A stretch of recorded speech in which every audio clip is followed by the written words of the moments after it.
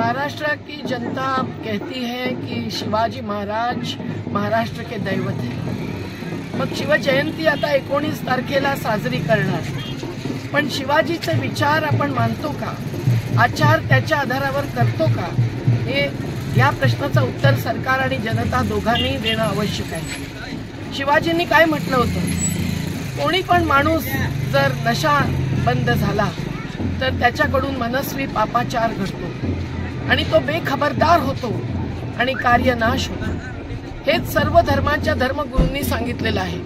तेव्हा आज येत्या शिवजयंतीला आपण संकल्प घेतला पाहिजे की आमच्या गावात, आमच्या वसाहतीत, आमच्या मोहल्ल्यात, आमच्या गरीब वस्तीमध्ये आम्ही शराबचा व्यापार करू देणार नाही।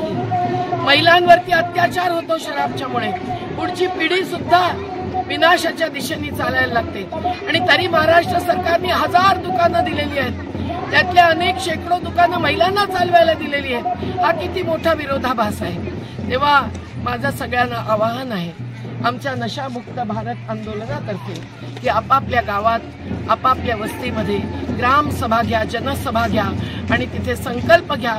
शिवजयंतीचा खरा समारोह तेव्हाच साजरा होईल आणि आपलं जीवन वाचेल।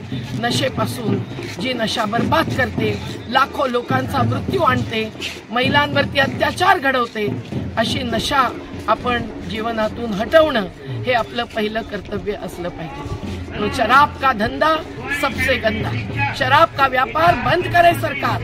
प्रत्येक राज्य सरकार हजारो कोटी रुपये शराबपासून, धंद्यापासून कमावतात, हे सुद्धा संविधानाच्या विरोधी आहे।